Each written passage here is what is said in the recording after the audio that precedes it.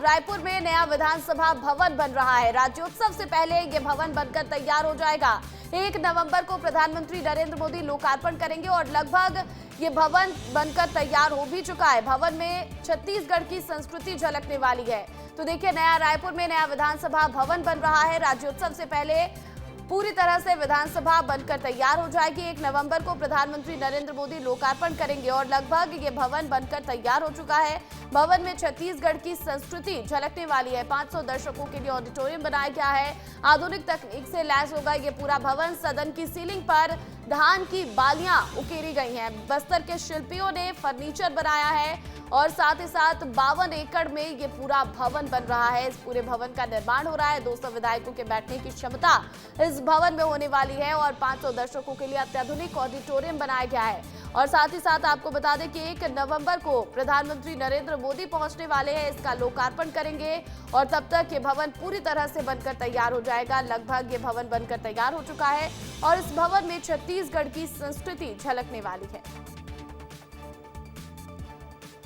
तो देखिए, नया रायपुर में नया विधानसभा बनकर तैयार हो रहा है। नया विधानसभा भवन और राज्योत्सव से पहले बनकर तैयार होगा ये भवन और ऐसे में 1 नवंबर को प्रधानमंत्री नरेंद्र मोदी यहाँ पहुंचेंगे और इस भवन का लोकार्पण करेंगे।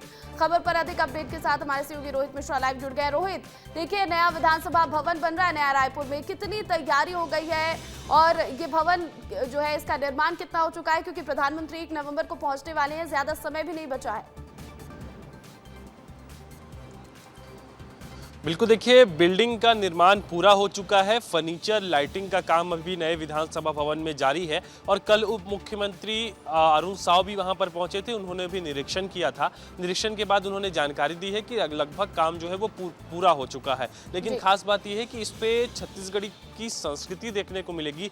चाहे वहाँ पे मौजूद फर्नीचर हो, चाहे वहाँ पे दीवालों की आकृतियों की अगर बात की जाए तो उसमें छत्तीसगढ़ संस्कृति की साफ तौर पे झलक देखने को मिलने वाली है। और 1 नवंबर को प्रधानमंत्री नरेंद्र मोदी इस नए विधानसभा भवन का उद्घाटन करने वाले हैं, जिसके लिए लगभग तैयारी पूरी हो चुकी है। इसके बाद में अब फर्नीचर्स के काम पूरे होने के बाद में इसमें लाइटिंग का काम किया जाएगा। इसके साथ ही इस पूरे विधानसभा परिसर को सजाया जाएगा और छत्तीसगढ़ में अपने आप के लिए, क्योंकि ये भविष्य की व्यवस्थाओं को देखते हुए पूरा विधानसभा परिसर बनाया गया है, जहां पर 120 एमएलए की सिटिंग की व्यवस्था है। इसके साथ ही तमाम मंत्रियों के 14 मंत्रियों के अलग अलग कमरे बनाए गए हैं। इसके साथ ही विपक्ष के नेताओं के लिए भी अलग से कमरे बनाए गए। तो कुल मिलाकर भविष्य के जरूरतों के हिसाब से इस पूरे विधानसभा भवन को तैयार किया गया है, जो कि 1 नवंबर को उद्घाटित होगा। बिल्कुल और ये भवन लगभग बनकर तैयार है। 1 नवंबर को प्रधानमंत्री नरेंद्र मोदी पहुंचेंगे और भवन का लोकार्पण करते नजर आएंगे। बहुत शुक्रिया रोहित तमाम अपडेट के लिए।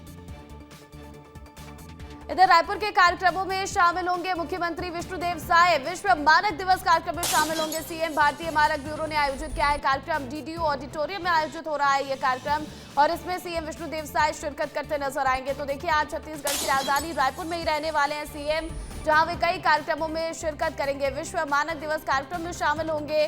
भारतीय मानक ब्यूरो ने यह कार्यक्रम आयोजित किया है और रायपुर के डीडीयू ऑडिटोरियम में इस कार्यक्रम का आयोजन किया जा रहा है, जिसमें सीएम विष्णुदेव साय शिरकत करेंगे। इधर बीजेपी प्रदेश कार्यालय में सहयोग केंद्र चलाया जा रहा है और आज डिप्टी सीएम अरुण साव इस सहयोग केंद्र में पहुंचेंगे। सहयोग केंद्र बीजेपी कार्यकर्ताओं और आम जनता से वहां पर पहुंचकर मुलाकात करेंगे। प्राप्त आवेदनों पर त्वरित कार्रवाई की जाएगी। समस्याओं का सीधा निराकरण किया जाएगा। तो देखिए, रायपुर में बीजेपी प्रदेश कार्यालय में सहयोग केंद्र चलाया जा रहा है। दूसरा सप्ताह है और आज डिप्टी सीएम अरुण साव सहयोग केंद्र पहुंचने वाले हैं। बीजेपी कार्यकर्ताओं और आम जनता से मुलाकात करते नजर आएंगे और प्राप्त आवेदनों पर त्वरित कार्रवाई की जाएगी। साथ ही साथ जो भी समस्याएं होंगी उनका त्वरित समाधान किया जाएगा, सीधा निराकरण किया जाएगा। इधर रायपुर की महापौर मीनल चौबे का जापान दौरा है। आज जापान के लिए रवाना होंगी महापौर मीनल चौबे। अंतर्राष्ट्रीय मेयर फोरम 2025 में शामिल होंगी। 14 से 16 अक्टूबर तक टोयोटा में होगा इसका आयोजन और कई देशों के महापौर, निकाय प्रमुख इसमें हिस्सा ले रहे हैं। रायपुर के विकास को लेकर महापौर का ये दौरा बहुत ही महत्वपूर्ण माना जा रहा है। तो देखिए, रायपुर की महापौर मीनल चौबे जापान के दौरे पर रहने वाली है। आज ही वो जापान के लिए रवाना होंगी अंतर्राष्ट्रीय मेयर फोरम 2025 में, जहां वो शिरकत करने वाली है। 14 से 16 अक्टूबर तक टोयोटा में इस फोरम का आयोजन किया जाएगा और जिसमें प्रदेश भर से कई देशों से महापौर और निकाय प्रमुख हिस्सा लेने पहुंच रहे हैं। इधर रायपुर में अभिनव कार्यक्रम का शुभारंभ होने वाला है। आज मंत्री लक्ष्मी राजवाड़े इस कार्यक्रम का शुभारंभ करेंगी। किशोर न्याय अधिनियम के क्रियान्वयन के लिए आयोजन किया गया है। बाल संरक्षण के अधिकारी प्रशिक्षण लेते नजर आएंगे। महिला एवं बाल विकास विभाग इस कार्यक्रम का आयोजन करा रहा है। तो देखिए, छत्तीसगढ़ की राजधानी रायपुर में अभिनव कार्यक्रम का शुभारंभ होना है आज, और मंत्री लक्ष्मी राजवाड़े कार्यक्रम का शुभारंभ करती नजर आएंगी। किशोर न्याय अधिनियम के क्रियान्वयन के लिए इस कार्यक्रम का आयोजन किया जा रहा है। वहीं बाल संरक्षण के अधिकारी भी इसमें प्रशिक्षण लेंगे। इधर छत्तीसगढ़ में सीएम विष्णुदेव साय ने 2 दिनों तक कलेक्टर एसपी की क्लास ली है। अधिकारियों को सख्त निर्देश दिए गए कि प्रदेश में सुशासन ही सबसे अहम है।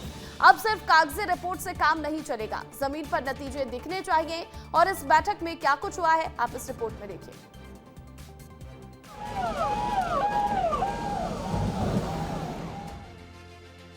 सुशासन और विकास कार्यों की प्रगति को लेकर रायपुर में मुख्यमंत्री विष्णुदेव साय ने 2 दिन की कलेक्टर एसपी कॉन्फ्रेंस की, जिसमें अधिकारियों के साथ उन्होंने बैठक की, जिसमें सभी जिलों के कलेक्टर, विभागीय सचिव, संभायुक्त, पुलिस अधीक्षक, रेंज आईजी, डीजीपी, डीएफओ शामिल हुए। इस बैठक में मुख्यमंत्री विष्णुदेव साय ने अधिकारियों को सख्त लहजे में कहा, नियम, नियत और नतीजे, इन तीनों मंत्रों पर काम करना है। देखिए, थोड़ी प्रशासन में कसावट लाने के लिए और जिलावार वहाँ की स्थिति क्या है, ये सब जानने के लिए हर सरकार में ये सब कॉन्फ्रेंस होता है। तो पहले भी कॉन्फ्रेंस हुआ है, कलेक्टर एसपी कॉन्फ्रेंस किए हैं। तो कल से फिर कलेक्टर, एसपी और डीएफओ लगातार 2 दिन कॉन्फ्रेंस है, और इसमें पूरे प्रदेश में जिलावार क्या स्थिति चल रही इसका जानकारी मिलेगी। पहले दिन 9 घंटे की मैराथन हुई, जिसमें सीएम ने सभी विभागीय सचिवों, कलेक्टर और संभायुक्तों को साफ कहा, अब सिर्फ कागजी रिपोर्ट से काम नहीं चलेगा, जमीन पर नतीजे दिखने चाहिए। इस बैठक में और क्या क्या हुआ आप वो समझें। खाद्य विभाग को कहा गया, धान खरीदी में अनियमितता होती है तो कलेक्टर जिम्मेदार होगा। शिक्षा विभाग को कहा गया कि ड्रॉप आउट कम करें और 100% एडमिशन करें। स्वास्थ्य विभाग को लेकर हुई बैठक में कहा गया कि सभी अस्पतालों में प्रसव सुनिश्चित कराएं। किसान सम्मान निधि पर कहा गया, बस्तर सरगुजा में योजना की रेगुलर समीक्षा हो। पीएम सूर्य घर योजना को लेकर कहा गया कि ज्यादा से ज्यादा लाभार्थी को योजना में जोड़ना है। पीएम आवास योजना को लेकर चर्चा में कहा गया कि 31 दिसंबर 2025 तक सभी को घर मिले, ये सुनिश्चित किया जाए। साय सरकार के 2 साल पूरे होने के बाद आने वाले 1 साल के लिए सरकार की योजनाएं और लॉ एंड ऑर्डर को लेकर 2 दिन तक गहन समीक्षा की गई, लेकिन अब इस पर आरोप प्रत्यारोप का दौर शुरू हो चुका है। माननीय मुख्यमंत्री जी ने सरकार की योजनाओं की समीक्षा उन्होंने की, और बहुत विस्तृत ये बैठक हुई है। निश्चित रूप से इस बैठक का सकारात्मक परिणाम आने वाले समय में दिखेगा। भुगतान 72 घंटे में हो जाना चाहिए, ये हमारे समय का नियम था। अब उसको आपने बढ़ा दिया, 3 महीने तक कर दिया, तो कलेक्टर क्या करेगा? हिम्मत है एक कलेक्टर में ट्रांसफर करने का? ननकी राम कमर धरने में बैठ गया है, कलेक्टर ट्रांसफर नहीं कर पाया विष्णुदेव। बहरहाल 2 दिनों तक सीएम विष्णुदेव साय ने बीजेपी सरकार की टैगलाइन सुशासन की सरकार पर फोकस करते हुए दिशा निर्देश दिए हैं। अब सीएम की पाठशाला में शामिल होकर सभी जिलों के कलेक्टर, एसपी और डीएफओ अपने अपने जिलों में जाकर सीएम की क्लास का क्रियान्वयन करते नजर आएंगे। विस्तार न्यूज के लिए रायपुर से रोहित मिश्रा की रिपोर्ट। चलिए आगे बढ़ेंगे और देखिए, बिहार चुनाव में सांसद बृजमोहन अग्रवाल को बड़ी जिम्मेदारी सौंपी गई है। हाजीपुर और लालगंज विधानसभा की कमान उन्हें सौंपी गई है। दोनों ही सीटों पर 6 नवंबर को मतदान होगा और 15 अक्टूबर से प्रचार शुरू करेंगे सांसद। तो देखिए, आपको बता दें कि बिहार चुनाव में अब सांसद बृजमोहन अग्रवाल को बड़ी जिम्मेदारी बीजेपी ने सौंपी है। हाजीपुर और लालगंज विधानसभा की उन्हें कमान सौंपी गई है। दोनों ही सीटों पर पहले चरण में यानी कि 6 नवंबर को मतदान होना है, और इसके लिए 15 अक्टूबर से प्रचार प्रसार की शुरुआत होने वाली है। सांसद बृजमोहन अग्रवाल प्रचार प्रसार करते नजर आएंगे।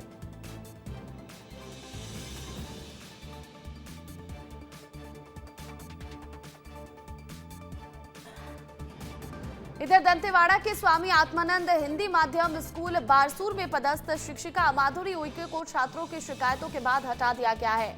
आपको बता दें कि पिछले 5 दिनों से सैकड़ों छात्र छात्राएं स्कूल परिसर में धरने पर बैठे थे, और उनका यह कहना था कि शिक्षिका के व्यवहार से वे मानसिक रूप से परेशान हैं।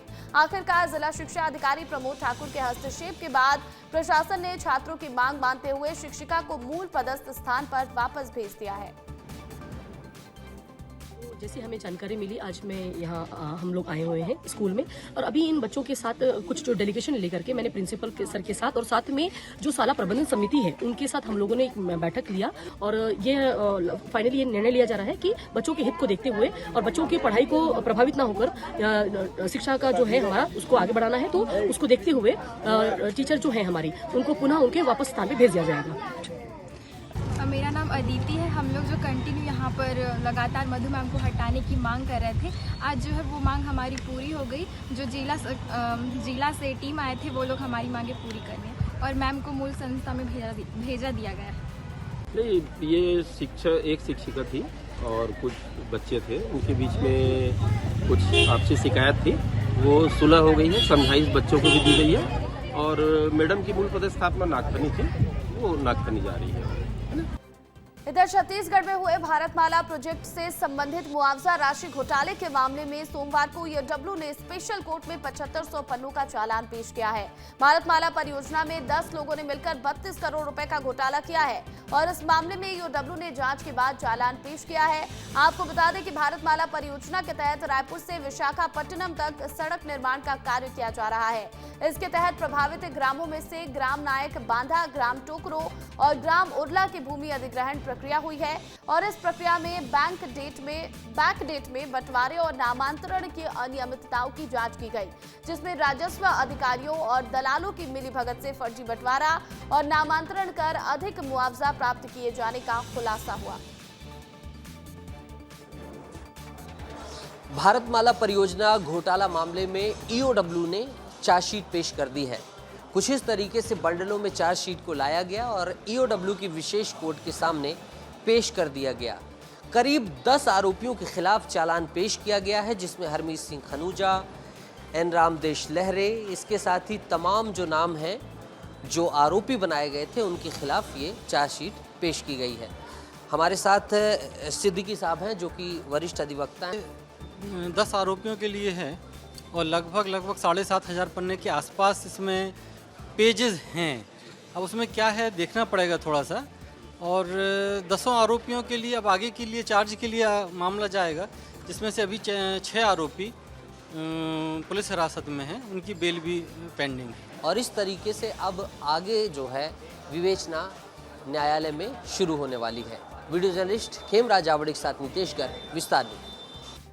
इधर अंबिकापुर शहर के नजदीक हाथियों का दल पहुंच गया है। अंबिकापुर शहर से लगे बधियाचुआ बस्ती में हाथी के पहुंचने से लोग घरों से बाहर निकल आए और वन विभाग के अफसर पूरी रात निगरानी करते रहे।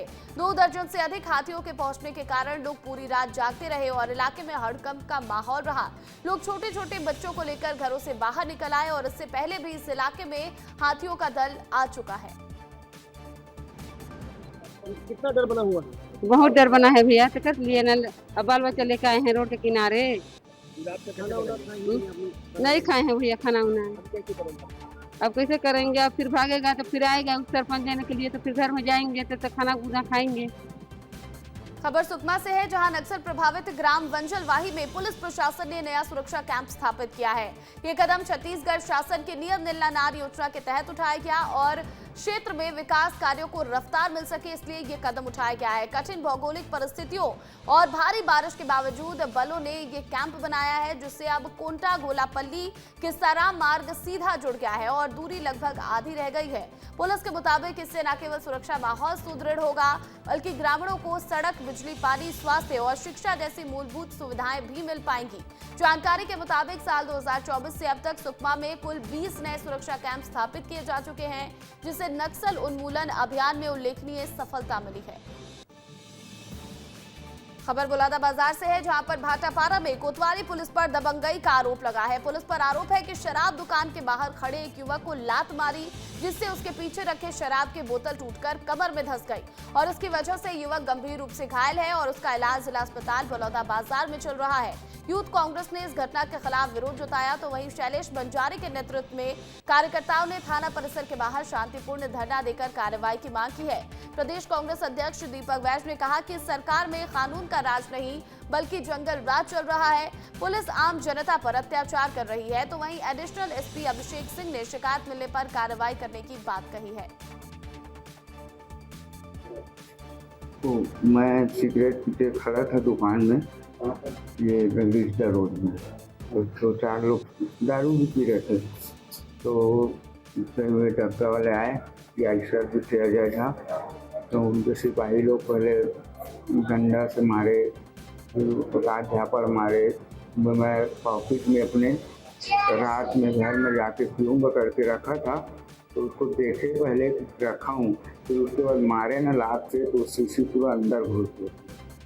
रात 9 बजे के बाद मेरे को इन लोग रेड किए, माँ जल्दी आ हॉस्पिटल में, मेरा मतलब मोर पूरा खून में पूरा कपड़ा भींगे करके, तो का हो गए करके फिर मैं हॉस्पिटल आए, तो जो कपड़ा पहने रही पूरा भींगे रही से, और पूरा स्कार्फ भींगे रही से, टाका लगा रही पूरा, मतलब 14-15 टाका लगे और खून पूरा फैले रही से।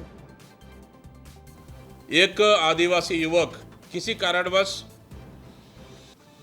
पुलिस के डर से भागना शुरू करता है, लेकिन पुलिस वाले उनके पीछे दौड़ते हैं, उनको पकड़कर लाते हैं और वहाँ की बलौदा बाजार के टीआई ने उन्हें पकड़कर उनके साथ गाली गलौज साथ ही मारपीट करते हैं। क्या पुलिस इतनी बर्बरता हो चुकी है, इतनी क्रूर हो चुकी है? एक तो अपराधी को रोक नहीं पा रहे, लाइन ऑर्डर संभल नहीं रहा है, फिर आम आदमी शिकार क्यों? सिटी कोतवाली जो स्टाफ था वो रिजदा रोड पे गया था, जहाँ शराब पीने की सूचना मिल रही थी। वहाँ कई लोगों को वहाँ से भगाया गया। उसमें एक युवक है हितेश्वर भट्ट, वो भागते समय गिर गया और पीछे की पॉकेट में उसने एक कांच की बोतल में दारू रखी थी, वो फूट के उसको लग गई, फिर उसको अस्पताल पहुँचा के उसका इलाज कराया। इधर दंतेवाड़ा में भारतीय कम्युनिस्ट पार्टी ने आदिवासियों के ज्वलंत मुद्दों को लेकर बड़ी रैली निकाली और राज्यपाल के नाम ज्ञापन सौंपा।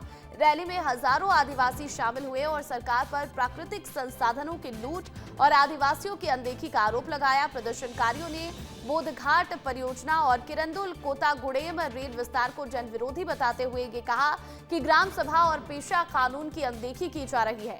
उन्होंने डीएमएफ फंड में भ्रष्टाचार का भी आरोप लगाया और इसकी जानकारी सार्वजनिक करने की मांग की है। सीपीआई नेताओं का कहना है कि आदिवासियों की आस्था और अधिकारों की उपेक्षा करते हुए सरकार फोर्स भेजकर जबरन सर्वे करा रही है, जबकि आदिवासी प्रकृति के संरक्षक हैं। और रैली में जोर देकर ये कहा गया कि बस्तर की जमीन और संसाधनों का सही और पारदर्शी उपयोग सुनिश्चित किया जाए। मेन मुद्दा मानकर रोजगार, यदि शिक्षा नहीं होगा तो रोजगार भी नहीं होगा, रोजगार नहीं होगा तो सरकार तो साफ मुकर जाएगी कि हम रोजगार कहाँ से देंगे। ये मेन मुद्दा है जो आज शिक्षा के प्रति सरकार कर रहा है। आज यहाँ पे जनता जुटी है, इन जनताओं के बीच में हम जाएंगे, उन पालकों को बोलेंगे कि आप अपने अधिकार की लड़ाई लड़ें और सरकार के विरुद्ध लड़ाई लड़ें और अपना स्कूल को बचाएं और बच्चों को सरकारी स्कूलों में पढ़ाने के लिए बाध्य करें। हमारी एक मांग है कि जो L1 L2 की भर्ती जो रुक गई है उसको जल्दी से जल्दी चालू करें, ये भी कम्युनिस्ट पार्टी की मांग है। और हमारी एक मांग है कि जो मनरेगा है उसका जो मजदूरी भुगतान है वो नगद और मजदूरी दर बढ़ाया जाए।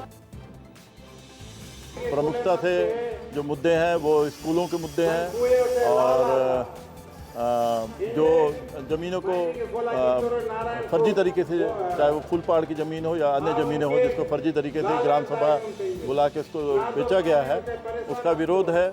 और आने वाले दिनों में जो रेल परियोजना आने वाली है वहाँ उस पर जो ज़मीनें जाने वाली हैं आदिवासियों की, उसको लेकर भी इनका विरोध है कि उसको लेकर जो भी है आदिवासियों से बात किया जाए और उसके ऊपर ही कोई कार्रवाई किया जाए। हम रेल परियोजना का विरोध नहीं करते हैं, मगर फर्जी तरीके से उनकी ज़मीनों को छीन कर रेल परियोजना बनाया जाएगा तो उसका हम विरोध जरूर करेंगे।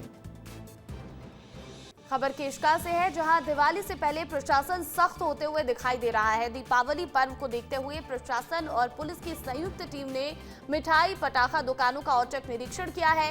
एसडीएम आकांक्षा नायक की अगुवाई में मिठाई पटाखा और किराना दुकानों की गहन जांच की गई। टीम ने खाद्य पदार्थों की एक्सपायरी डेट, लेबलिंग, लाइसेंस और अन्य दस्तावेजों की बारीकी से जाँच की। तो वहीं निरीक्षण के दौरान कुछ दुकानों में खाद्य सामग्री में कमियां पाए जाने पर दुकानदारों को कड़ी चेतावनी भी दी गई। एसडीएम ने बताया कि जनता की सुरक्षा के लिए ऐसी कार्रवाई निरंतर जारी रहेगी। इस दौरान खाद्य, पुलिस, राजस्व और औषधि विभाग के अधिकारी मौजूद रहे। इधर धमतरी की शान और पहचान मानी जाने वाली नगर घड़ी पिछले 2 साल से बंद पड़ी है। मकई चौक की ये घड़ी शहर के लोगों के लिए अब गलत वक्त दिखाती है। शहर के जिम्मेदार अधिकारी इस ओर ध्यान नहीं दे रहे, जबकि घड़ी को ठीक करने के लिए अब तक कोई मैकेनिक भी नहीं मिला है। व्यापारी और स्थानीय निवासी इसे लेकर नाराज हैं और प्रशासन से जल्द ही मरम्मत की मांग कर रहे हैं। हालांकि इसको लेकर अब सियासत भी शुरू हो गई है। कांग्रेस नेता रजत जसूजा ने भी इस मुद्दे को लेकर सरकार पर निशाना साधा। जब भी मतलब हमारा समय के मतलब वो करना होते तो सीधा जो है घड़ी में नजर पड़ते, लेकिन घड़ी हमेशा बंद रहते। तो ये जो है हम लोग घर में भी टूटे फूटे कोई भी सामान रहते तेला हम तुरंत निकाल देता ना अशुभ मानता, लेकिन पूरा शहर के बीचों बीच हृदय स्थल में घड़ी बंद पड़े हुए साल भर से बहुत अशुभ संकेत देते। साल हुआ है कि 2 साल हुआ है, क्योंकि हम लोग शायद इतने दिनों से देख रहे हैं तो हमको ऐसा लगता है कि घड़ी कभी चालू हुआ ही नहीं था। और हम तो इस बारे में प्रशासन को बोले भी हैं कि भाई यहाँ तो इस घड़ी को ठीक कराओ या इस घड़ी चौक को ही हटवाओ। अब ये इसका नाम घड़ी चौक ना हो गया, हम तो बोलते हैं कि विज्ञापन चौक रखते, क्योंकि समय समय पे हम देखते हैं कि हर सामाजिक संस्था का, धार्मिक, राजनीतिक, व्यक्तिगत भी यहाँ पे दुनिया भर के बोर्ड लगे रहते हैं, जिसके कारण हम तो चाहते हैं कि इसका नाम ही अब हटा के विज्ञापन चौक कर दिया जाए। नगर घड़ी एक हमारे लिए शहर की पहचान, घड़ी चौक जिसे कहते हैं, उसकी घड़ी के पार्ट्स नहीं मिल रहे हैं, जिसने डेवलप किया लगभग 17 साल हो गए हैं और 2 बार टेंडर भी निकाला गया है, कोई टेंडर में पार्टिसिपेट नहीं कर रहा है। और ये समस्या है कि बनाने वाले उसके मिल नहीं रहे हैं, क्योंकि ये पुरानी घड़ी है। तो इसके लिए हम भी चिंता कर रहे हैं कि कोई मैकेनिक आ जाए ऐसा जो इस घड़ी को बना दे, उसकी ओर प्रयास जारी है।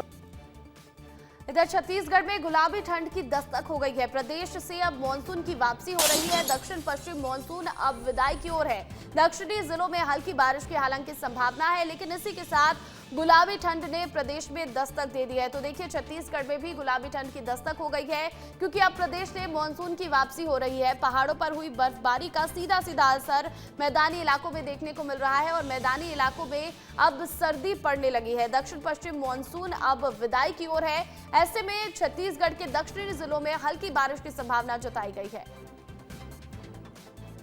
इधर एमसीबी जिला मुख्यालय मनेंद्रगढ़ के लिए आज का दिन ऐतिहासिक है। छत्तीसगढ़ के स्वास्थ्य मंत्री श्याम बिहारी जायसवाल ने मुख्य अतिथि के रूप में 3,536 लाख रुपए की लागत से बनने वाले 220 बिस्तर क्षमता वाले सिविल अस्पताल के निर्माण का शिलान्यास किया। इसके अलावा 195,60,000 रुपए की लागत से मुख्य चिकित्सा एवं स्वास्थ्य अधिकारी कार्यालय भवन का भूमि पूजन भी किया गया। कार्यों से न केवल मनेंद्रगढ़ बल्कि आसपास के ग्रामीण इलाकों में रहने वाले लोगों को बेहतर चिकित्सा सुविधाएं मिलेंगी। पहले मरीजों को गंभीर बीमारियों के इलाज के लिए दूर दराज के शहरों पर निर्भर रहना पड़ता था, लेकिन अब स्थानीय स्तर पर ही गुणवत्तापूर्ण इलाज संभव होगा। ये बहुत ही हर्ष का विषय है कि मेरे विधानसभा क्षेत्र मनेंद्रगढ़ में और प्रॉपर मनेंद्रगढ़ शहर में 220 बेड सिविल हॉस्पिटल का आज भूमि पूजन का कार्यक्रम एवं सीएमएचओ कार्यालय का लगभग 2 करोड़ की राशि के लागत से उसका निर्माण कार्यों का आज भूमि पूजन कार्य हुआ। शीघ्र निर्माण होकर क्षेत्रवासियों को इलाज की सुविधा इस 220 बेड हॉस्पिटल में मिलेगा।